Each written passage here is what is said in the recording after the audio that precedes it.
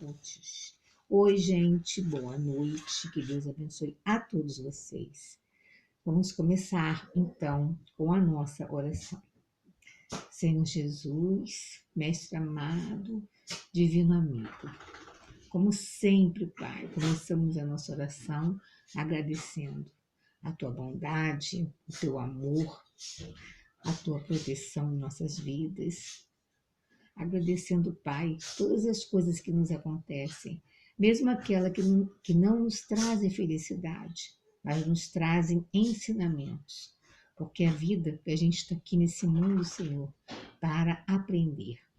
E se tudo acontecer conforme nós quisermos que aconteça, a gente não vai aprender a nada.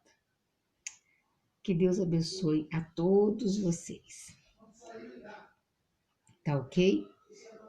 Que Deus abençoe a todos vocês e a todos. Deixa eu dar uma respostinha só para o meu marido, só um instantinho. Tá, não! Então, meus amigos, que Deus abençoe a todos vocês. Desculpem a interrupção. Vamos começar com uma página do Vinho de Luz. Hoje, olha que interessante. Antes exortai-vos uns aos outros todos os dias, durante o tempo que se chama hoje, para que nenhum de vós se endureça por engano do pecado. Está em Paulo aos Hebreus, capítulo 13, versículo 13.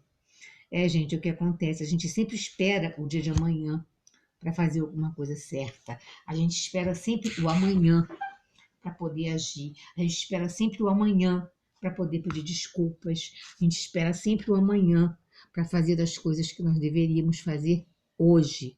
Porque amanhã nós não sabemos se vamos estar mais aqui, né?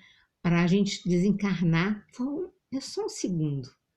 Um segundo a gente já está do outro lado, certo? E nós sabemos disso. Então vamos tentar fazer do dia de hoje o melhor dia de nossas vidas, todos os dias. Quando a gente acordar de manhã, vamos nos lembrar de agradecer por termos acordado, de estarmos vivendo, e vamos tentar fazer do dia de hoje, do dia que nós estamos vivendo, o melhor dia de nossas vidas. Tá certo? Então vamos seguir a página. O conselho da exortação recíproca diária, indicado pelo apóstolo, requisita bastante reflexão para que não se estabeleça guarida a certas dúvidas. Salientemos que Paulo imprime singular importância ao tempo que se chama hoje, destacando a necessidade de valorização dos recursos em movimento pelas nossas possibilidades no dia que passa. Porque nós temos vários recursos nos dias de hoje. Temos que aprender a aproveitar os recursos que Deus nos deu. Acreditamos muitos que para aconselharem os irmãos necessitam falar sempre, transformando-se em discutidores contumazes. Não, muito pelo contrário. O que vale mais é o teu exemplo. O que vale mais muitas vezes é o teu silêncio. Importa reconhecer, porém, que uma advertência, quando se constitua somente de palavras, deixa invariável vazio após a sua passagem. Ou seja, a ação e o exemplo é que, na verdade, é importante. Qual ocorre no plano das organizações físicas, edificação espiritual, alguma se levantará sem bases. O exortai-vos uns aos outros representa um apelo mais importante que o simples chamamento aos duelos verbais. Deus, Jesus nunca precisou de duelos verbais. Convites e conselhos transparecem com mais força do exemplo de cada um. Foi o que eu falei. Todo aquele que vive na prática real dos princípios nobres a que se devotou no mundo, que cumpre zelosamente os deveres contraídos e que demonstra o bem sinceramente, está exortando os irmãos em humanidade ao caminho de elevação. Ou seja, o nosso exemplo no bem é muito importante. O que nós fazemos como espíritas, quando as pessoas já sabem que nós frequentamos a casa espírita, já sabem que nós somos do SEDAC, o que nós vamos fazer? Vamos demonstrar que nós somos pessoas que estamos tentando modificar. Perfeito ainda nós não somos, mas nós estamos tentando fazer o melhor. Se nós erramos hoje, vamos tentar amanhã fazer diferente. Se pudermos nos desculpar, vamos nos desculpar. Às vezes não precisa nem com palavras, mas com atitudes, certo? Vamos lá. É para esse gênero de testemunho diário que o convertido de Damasco nos convoca. Somente por intermédio desse constante exercício de melhoria própria, libertar-se-á o homem de enganos fatais. Não te endureças, pois, na estrada que o Senhor te levou a trilhar em favor de teu resgate, aprimoramento e santificação.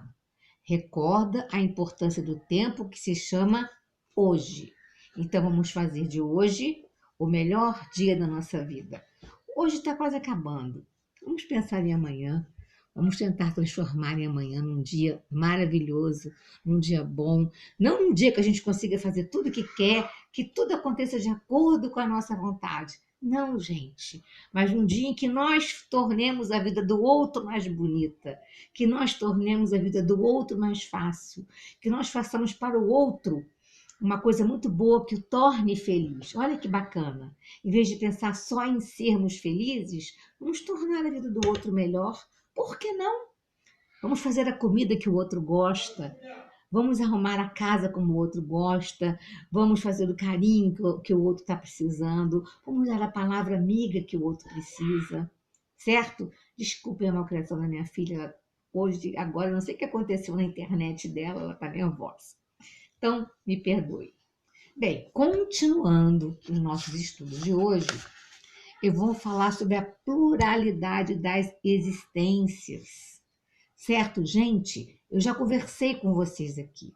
A pluralidade das existências existe desde o início dos tempos, desde aquele início, bem quando o homem começou a pensar, ele começou a raciocinar que a vida não poderia terminar em um momento só, que não seria uma justiça divina. Só que os anos foram passando, as coisas foram mudando e os vários concílios, coisas que estavam no Evangelho foram retiradas, foram colocadas outras de acordo com o que as pessoas queriam que fosse. Para quê? Para incutir o medo nas pessoas, o medo do inferno eterno, o medo, ou então o ganho do céu de acordo com alguma coisa. Vamos falar, não estou querendo falar mal de ninguém, mas é um fato histórico. Antigamente aconteciam coisas assim. As pessoas compravam até terras no céu, gente. Olha que coisa absurda, não é verdade? Uma vez em nosso lar teve um socorro a uma senhora, não é bem o caso aqui, que falou que o padre disse que os negros eram animais. Vamos ver o que diz aqui. Vamos primeiro falar sobre as considerações históricas. Aqui está falando, olha, constitui-se uma lei da natureza, na verdade, a pluralidade das existências, porque é uma realidade que é inerente ao homem, é impossível acreditar na justiça divina se a vida terminar, se aqui, agora, hoje, para qualquer um de nós. Vamos ver. Cujos indícios se revelam desde as épocas mais remotas da humanidade, evidenciando o fato de que ela sempre foi uma verdade insofismável. Infelizmente, ela ainda foi retirada dos evangelhos, mas consta alguma coisa que diz. Se vocês olharem no evangelho, tem aquela parte em que os discípulos falam que João Batista, quando João Batista foi decapitado, Jesus tem um momento lá que diz que Elias, o profeta, já havia retornado e os homens não o reconheceram. Então, se vocês não sabem, fiquem sabendo que João Batista era a reencarnação de Elias e que Elias, na época dele, tinha mandado decapitado, porque naquela época era comum essas coisas, essas guerras fratricidas absurdas, não é? Então vamos lá. Olha, os Vedas já falavam sobre isso, tá certo? Nos rituais que presidiam a iniciação dos seus adeptos. Eles já falavam da imortalidade da alma e da pluralidade das existências. O brahmanismo também tinha como base essa crença. Krishna, por sua vez, renovou as teorias a indicar que o corpo é o envoltório da alma que faz sua morada. Não é o que fala a doutrina espírita? O nosso corpo é o envoltório da nossa alma. Nós temos o nosso perispírito que está aqui, ó, dentro de nós. O nosso corpo sendo o nosso perispírito, e o nosso espírito está desencarnado.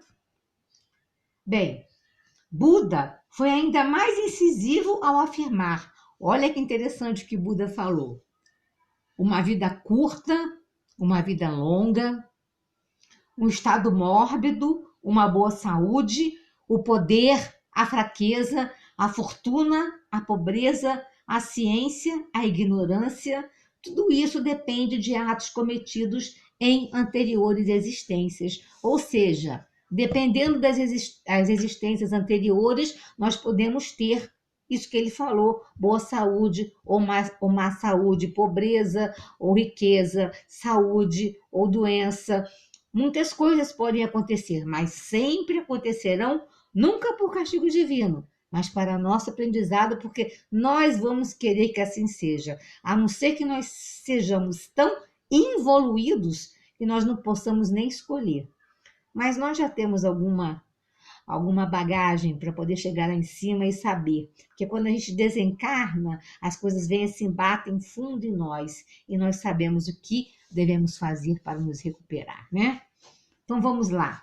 Pitágoras, olha só, filósofo e matemático grego, era um fiel partidário da teoria da transmigração da alma de um corpo para o outro. Eles não entendiam, talvez, como isso se manifestasse, porque é uma coisa muito antiga. Para eles era um pouco diferente do que a gente entende hoje, mas a doutrina espírita veio explicar para todos nós como isso se processa, e é o que a gente vai estudar hoje, não é?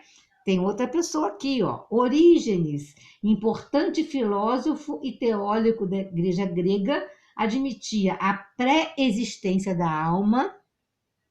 Olha só, porque se a alma foi criada hoje, seria totalmente ignorante, não saberia de nada, né? Como uma necessidade lógica da explicação de certas passagens da Bíblia, chegando à conclusão de que, se ela não existisse, Deus seria injusto. Gente, era o que eu pensava quando eu era nova. Quando eu era nova, eu não conhecia ainda o Espiritismo, muito jovem, que eu conheço o Espiritismo desde 17 anos. Mas antes disso, eu pensava, assim, fui muito de pensar. Eu era uma pessoa muito... Eu ainda sou introspectiva. Hoje eu sou mais falante, mas eu era muito introspectiva. Pensava muito, lia muito. Só que naquela época eu não tinha literatura espírita na minha mão, como tenho hoje para ler, né? Então, depois de 17 anos, é que eu passei a conhecer e virei espírita. Depois dessa idade, que eu fui entender a justiça divina e fui compreender e vi por que as coisas aconteciam com as pessoas. Mais ou menos deu para entender. Claro que eu não conheço a vida de cada um, mas dá para a gente ter uma ideia mais ou menos do que está acontecendo, do que a pessoa foi, do que a pessoa é. Não que nós devamos julgar, porque nós às vezes estamos na vida, não estamos passando por determinadas situações, porque eu já falei isso aqui. Deus é tão bom que Ele espera nós estarmos prontos para nos dar determinadas provas, porque Ele sabe que se Ele nos desse a prova hoje, nós perderíamos. Nós não conseguiríamos passar pela prova. Então vamos lá. A aula hoje é um pouquinho grande. Bem, entre os judeus, a ideia das vidas sucessivas era admitida, certo?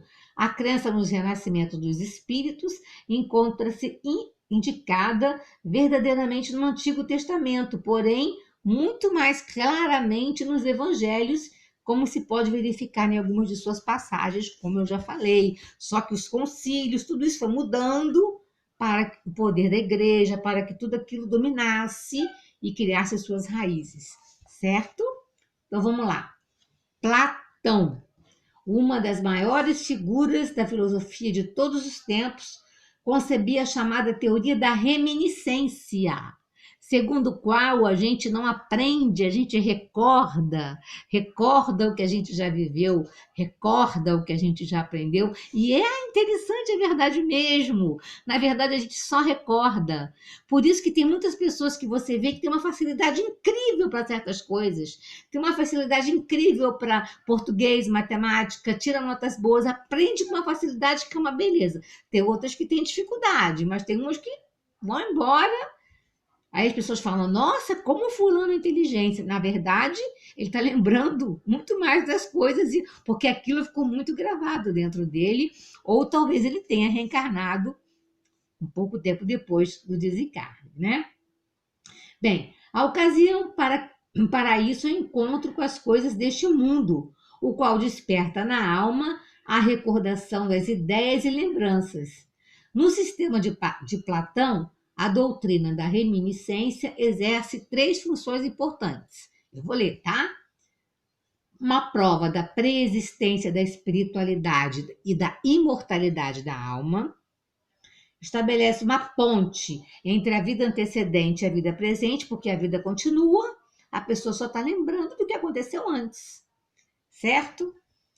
Dá valor ao conhecimento das coisas deste mundo, reconhecendo-lhe o mérito de despertar as recordações das ideias. Olha que interessante. Os espíritos benfeitores apenas renovam o princípio que teve origem nas primeiras idades. Então, os espíritos que vieram com a Kardec simplesmente recordaram o que já existia desde a antiguidade, desde a época de Platão. Só que muitas pessoas não entendiam e muitas pessoas ficaram cegas pelo medo que a Igreja Católica colocou de céu eterno, não, de inferno eterno ou de céu, de demônios, de espíritos devotados ao mal eternamente. Teve uma novela que até falava eternamente queimada no mármore do inferno. Olha que coisa horrorosa, meu Deus do céu. Mas a gente tem que respeitar as crenças de cada um, né? Infelizmente. Não, deixa eu perdoar. Respeitar, felizmente, né? Mas infelizmente as pessoas ainda acreditam nessas coisas absurdas. Foi isso que eu quis dizer, tá, gente? Bem, agora quais são os fundamentos da gente acreditar que a vida continua e a gente vive mais de uma vez? Bem, ao trazer à luz esse esclarecimento, os espíritos superiores resgatam uma doutrina que teve início desde os primeiros tempos da humanidade. Já falamos isso. Bem, só que algumas doutrinas deixaram desse lado, né, o princípio evolutivo da reencarnação, preferindo antes consagrar a teoria da unicidade da existência. Gente, já pensou se a gente existisse só uma vez? Eu estava condenada, eu ia para o inferno direto. Ou então para o purgatório. Ia ficar lá o resto da minha vida. Porque para o céu eu não ia. Ou quem era bom ia para o céu lá ficar pulando nas nuvens, com os anjinhos. Gente, nada disso. Impossível uma existência só. Deus não seria justo. Por que existe pobreza? Por que existe riqueza? Por que tantas pessoas são bonitas e feias? Outras nascem com deficiências? Por que será? Uma existência só nunca, jamais explicaria uma coisa dessa. Vamos então pensar com lucidez, que a gente vai chegar a essa conclusão. Ao tecer algumas considerações sobre a pluralidade das existências, Allan Kardec formulou as seguintes questões. Olha o que Allan Kardec perguntou. Por que a alma revela aptidões tão diversas e tão independentes das ideias adquiridas pela educação? Por que tem pessoas que parece que já nascem e sabem ler, sabem tocar piano, sabem escrever, ou então aprendem com uma facilidade tão grande que é impressionante? É só as pessoas assim conhecerem o alfabeto e já sabem, acabou, já sabem ler tudo aquilo com uma facilidade incrível. Outros têm dificuldade, mas tem uns que já trazem aquilo bem guardado neles. De onde vem a aptidão extranormal de algumas crianças de pouca idade para esta ou aquela ciência, o que eu falei agora, enquanto outras permanecem inferiores ou medíocres por toda a vida? Porque às vezes é importante o espírito vir com a falta de inteligência, porque em outra vida ele foi muito inteligente e usou essa inteligência para o mal. Então, nessa vida é vedado a ele ser muito inteligente para que ele aprenda a viver segundo uma inteligência medíocre, com algumas dificuldades que uma inteligência maior ele não teria, certo? Porque alguns homens, independentemente da educação, são mais adiantados que outros. A gente vê gente que mora na roça com uma sabedoria impressionante. Na simplicidade de sua palavra, tem uma sabedoria que, gente, eu já escutei cada coisa. Eu ia muito a conservatória, Conheci muita gente que morava na roça e eles falam cada coisa importante e bonita, de sabedoria, de resignação e de coragem, que às vezes me dava até vergonha, me dá até vergonha, até hoje.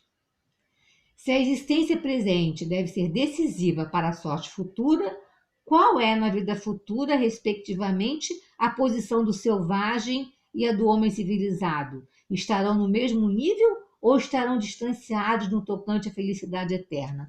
Ou seja, aquele homem que não teve condição, não teve como aprender, ler, escrever, evoluir, então ele está condenado ao inferno, coitado, sem ter tido oportunidade nenhuma.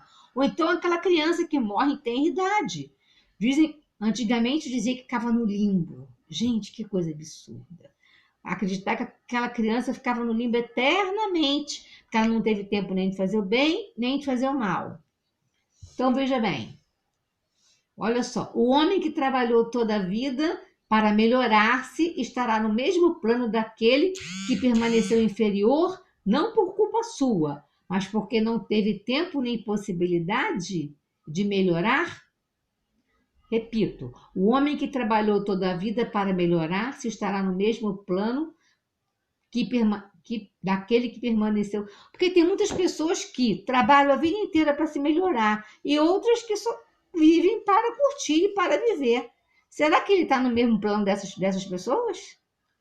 Ou será que ele está melhor? Ninguém é melhor que o outro no sentido de ser melhor.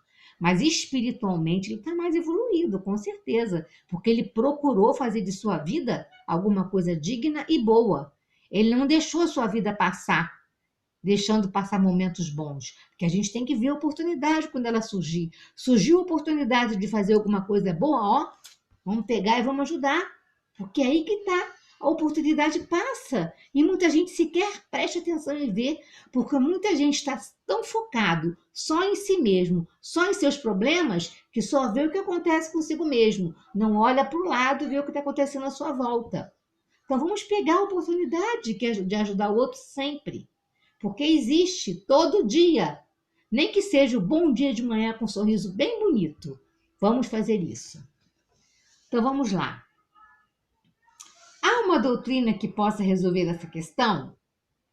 Admitir a existência sucessivas e tudo estará explicado de acordo com a justiça de Deus. Aquilo que não pudermos fazer numa existência, faremos em outra. Mas nem por isso a gente vai tentar não de fazer nessa, né, gente? A gente não pode pensar assim, não fiz nessa, eu faço na outra. Não, que isso? Se a gente puder fazer nessa, vamos fazer nessa, tá certo? Porque nós também seremos culpados por aquilo que nós podíamos fazer e não fizemos. Nós tivemos com a lição e não fizemos porque ficamos com preguiça, sabemos que temos vida eterna, sabemos que podemos fazer em outra vida. Não, mas vamos fazer agora, porque é hoje que é o dia. Hoje é o dia de fazer a diferença. Então vamos lá. Cada um será recompensado segundo o seu merecimento. Ninguém é excluído da felicidade suprema que pode aspirar, assim sejam quais forem os obstáculos que encontre no seu caminho. Então existe muita discrepância, muitas pessoas diferentes, em evoluções diferentes, mas quando a gente caminha no bem, a gente trai méritos, merecimento. E muitas vezes, quando a gente chega no plano espiritual, nós temos condição de pedir por aqueles que ainda estão aqui na Terra em sofrimento, que nós adquirimos merecimento para isso, certo? Então, essas discrepâncias, essas diferenças, é que explicam a pluralidade das existências, não é? E qual é a justiça da reencarnação?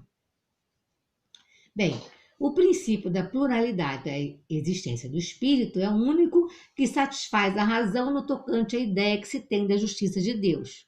Eu, pelo menos, penso isso.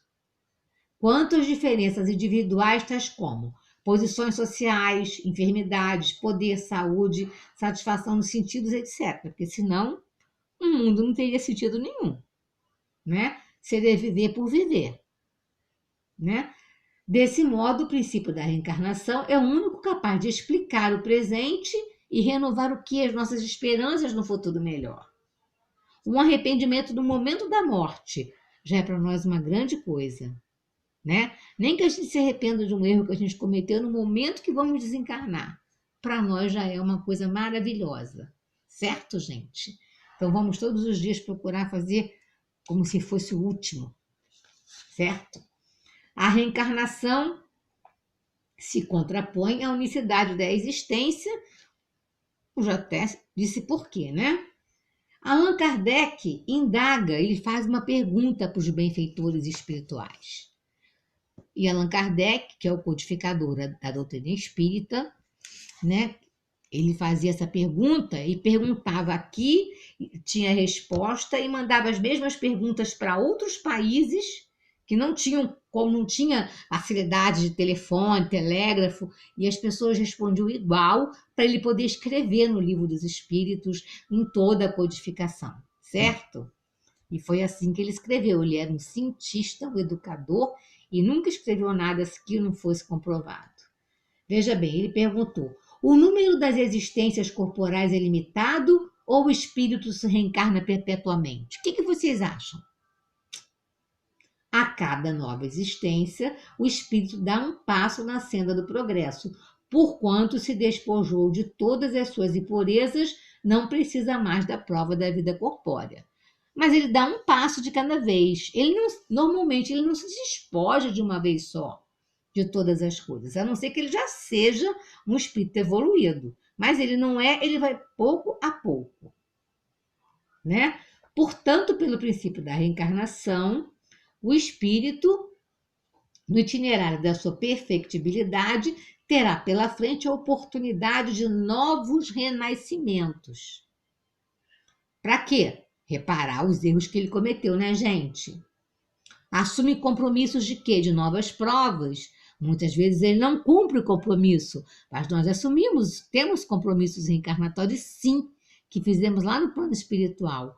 Muitas vezes chega aqui na Terra, esquecemos e fazemos outra coisa. E o que acontece? Voltaremos aqui, recomeçaremos novamente, passaremos pela mesma situação para podermos aprender. Enquanto a gente não aprender aquela lição, a gente vai sempre repetir. É como uma criança que nunca consegue passar de ano na escola. Bem, o número de encarnação, ele não é o mesmo para todos os espíritos. Por quê? Porque cada um evolui da sua maneira. Tem uns espíritos que evoluem muito mais rapidamente que outros. Tem uns que vão para o lado do bem rapidamente, chegam rapidamente, eu estou falando assim, em milênios chegam numa evolução maravilhosa. Outros ficam assim, não vão nem continuar na Terra, vão para um mundo menos evoluído, passar por aquela situação novamente de homens da caverna para poder evoluir. Outros vão muito mais rapidamente. Então, o número de reencarnações não é igual para os espíritos, tá certo? Uns reencarnam mais e outros reencarnam menos, certo? Então, vamos ver aqui. Eu escrevi uma coisa que eu não estou conseguindo ler. Mas voltar. Foi isso que eu falei. Deus jamais seria um pai de justiça, de incomensurável amor e bondade, se condenasse os que não conseguiram vencer suas provas dos fatores adversos encontrados no próprio meio onde foram colocados e alheios à sua vontade, porque nem todos os espíritos têm condição de escolher aonde quer nascer, como que vai ser. Ele se comportou tão mal que ele não teve condição. Então, ele está ali, mas ele não queria estar, mas ele está. Por quê? Porque ele precisa. Na verdade, ele precisa. Mas Deus é tão bom que ele entende a dificuldade daquele espírito. Então, ele vai amenizando a situação, por espírito ir se acostumando, vai reencarnando até ele ficar feliz da maneira que ele está, certo? Aprendendo, aceitando o que Deus determinou para a vida dele, porque assim ele vai crescer. Assim nós cresceremos, certo? Seria sumamente injusto se julgasse seus filhos de modo diferente uns dos outros, ou que aplicasse a sua justiça de modo unilateral, Todos os espíritos caminham rumo à perfectibilidade. Eu digo e repito em toda aula, nós um dia seremos, vocês já sabem a resposta, anjos, certo? Todos os espíritos caminham rumo à perfectibilidade e Deus lhe faculta meios de alcançá-la, proporcionando-lhes as provações de inúmeras vidas corpóreas para atingirem o quê? O objetivo para o qual foram criados, que é a perfeição. Então não existe demônio criado para ser mal eternamente. Existem espíritos realmente devotados ao mal, mas um dia eles se cansam, porque ser mal cansa, gente. Pelo amor de Deus, devotado ao mal cansa. A gente vê em várias reuniões que a gente frequenta espíritos que já estão cansados de prejudicar os outros, querem vir para o bem e vão para o bem, sim, se arrependem e vão para o bem. E é impressionante quando eles vêm para o bem, quando se acaba a situação deles no plano espiritual negativo, como tudo que ele imaginava era tudo ilusão, tudo se desfaz, tudo acaba. Só o bem é eterno e duradouro. Então vamos ver. Agora, os laços de família, eles são fortalecidos pela reencarnação e quebrados pela unicidade da existência? Aqui eu não vou nem ler para vocês, aqui eu vou responder. O que vocês acham? Hein, gente? Vamos falar aqui, vamos conversar. Eu acho que eu não preciso nem explicar muito. É claro que a reencarnação fortalece os laços. Ou você pensa assim, se fosse uma única existência, é uma única existência. Então, a gente desencarna, um vai para o céu, um vai para o inferno, um vai para o purgatório e ninguém nunca mais se vê. Todo o amor, todo o carinho que nós tivemos acaba com a morte. Já a reencarnação, não. Nós normalmente reencarnamos no mesmo ciclo familiar, na mesma família, só que muitas vezes em situações diferentes. Quem é pai é filho, vira neto, vira avô, e reencarnamos em situações diferentes, porque naquele seio familiar é que está, ali naquele seio familiar é que está o nosso aprendizado, certo? É ali, naquela família, que nós temos que aprender a viver, é ali naquele meio de amigos que nós temos que aprender a ser pessoas melhores, aceitando o quê? Aceitando as diferenças, porque todos são diferentes. Vocês se acham perfeitos? Vocês acham que vocês fazem tudo certo? Tudo que vocês falam é a verdade? Vocês nunca questionaram o que vocês fizeram, o que vocês falaram? Todos nós fazemos isso. Às vezes a gente não tem nem coragem de falar, mas questionar a gente questiona. Então a gente nasce no mesmo âmbito familiar para aprender a conviver e amar uns aos outros. Muitas vezes acontece o seguinte, uma pessoa que a gente não era tão simpática reencarna em nosso meio familiar. Mas para quê? Para a gente aprender a conviver com ela e a amá-la. Aprender a conviver. Porque só a reencarnação, só convivendo junto é que nós vamos aprender. São aqueles parentes difíceis, são aqueles parentes em que nós não nos afinamos muito bem. E o que a gente faz muitas vezes? A gente se distancia, a gente não procura, certo? Mas não vamos fazer isso, não. Mesmo que não dê para a gente ter aquela convivência, vamos tentar pelo menos ser educados, falar com eles, procurá-los, ver se eles precisam de alguma ajuda. Vamos tentar fazer a nossa parte. É o que Deus quer que a gente faça. Então, a reencarnação fortalece os laços de amizade, que vai fortalecer nessa pessoa o laço de amizade. E quem sabe numa vida futura, ele é um grande amigo nosso, uma mãe, um pai, um irmão, e a gente ama muito. Tá certo? Então, vamos encerrando a nossa aula de hoje com essa reflexão que eu deixo para vocês. Tá certo? Semana que vem a gente vai continuar os assuntos. Esses assuntos vão se encadeando, tá certo? Então eu vou ler somente o último parágrafo aqui. Pela reencarnação e pelo progresso que lhe é consequente, Todos os que se amam se encontram no mundo físico e no mundo espiritual, caminhando juntos, rumo que à perfeição espiritual. Se alguns fracassam ou retardam seu progresso, nem por isso as esperanças estão perdidas, uma vez que serão sempre amparados pelos que os amam, para retornarem à senda evolutiva, havendo, portanto, perpétua solidariedade entre espíritos encarnados e desencarnados, ou seja, o amor impera sempre.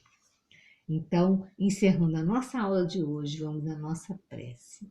Senhor Jesus, muito obrigada, Pai, por podermos estar aqui presente mais um dia com nossos estudos de hoje.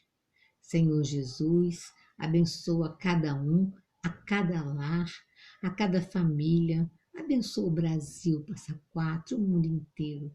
Que esse mundo possa se tornar um mundo de paz e que nós possamos estar aqui reencarnados quando a Terra virar um mundo de regeneração, um mundo muito mais feliz do que agora. Estamos passando por dificuldades? Sim, estamos, mas que nunca nos falte a coragem, a fé e a certeza de que Deus está no comando de nossa vida e na vida de todas as pessoas no mundo inteiro. Que assim seja. Graças a Deus. Então, Deus abençoe a todos vocês e até semana que vem.